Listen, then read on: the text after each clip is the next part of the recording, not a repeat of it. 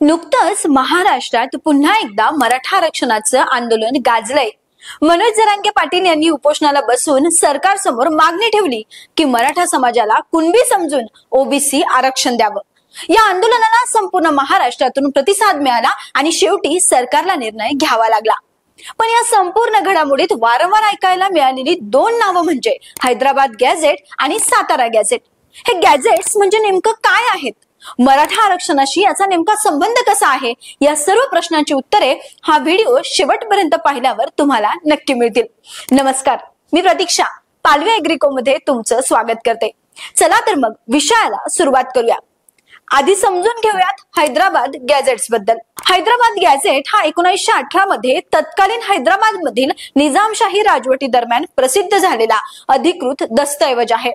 त्यावेळी हैदराबाद संस्थानात मोठ्या प्रमाणात मराठा समाज होता, परंतु ऐतिहासिक नोंदीनुसार त्यांना सत्ता आणि नोकऱ्यांमध्ये दुर्लक्षित केले जात होते। त्यावर उपाय म्हणून निजाम सरकारने हिंदू मराठा म्हणून ओळखल्या जाणाऱ्या मराठा समाजाला शिक्षण आणि सरकारी नोकऱ्यांमध्ये आरक्षण देणारा आदेश काढला। त्याची अधिकृत नोंद राजपत्रात म्हणजे ऑफिशियल गॅझेट मध्ये करण्यात आली, जे नंतर हैदराबाद गॅझेट म्हणून ओळखले जाऊ लागले।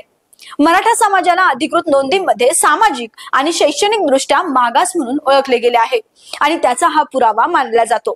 त्यामुळे मराठा समाजाला ओबीसी आरक्षण मिळावे असा मनोज जरांगे पाटील यांचा आग्रह होता। आता येऊया सातारा गॅझेटकडे। नेमकं सातारा गॅझेट म्हणजे काय? सातारा जिल्ह्याच्या गॅझेटमध्ये त्या भागातील जमीन व्यवहार, सरकारी निर्णय, जातींच्या नोंदी अशा अनेक गोष्टी लिहिलेल्या होत्या। यामध्ये काही ठिकाणी मराठा समाजातील लोकांना कुणबी म्हणून नोंदवलं गेलंय आणि त्यामुळेच सातारा गॅझेट मध्ये देखील हा मुद्दा बळकट करतं की मराठा आणि कुणबी यांचा ऐतिहासिक वंश परंपरागत संबंध आहे।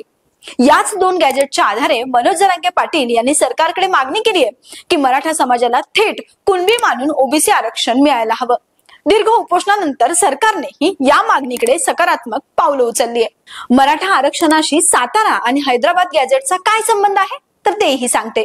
सातारा जिल्ह्यातील काही मराठा समाजाच्या नोंदी कुणबी म्हणून असू शकतात आणि ज्याचा उपयोग हा मराठ्यांना कुणबी प्रमाणपत्र देऊन ओबीसी कोट्यातून आरक्षण मिळण्यासाठी पुरावा म्हणून सातारा गॅझेटचा वापर केला जातो।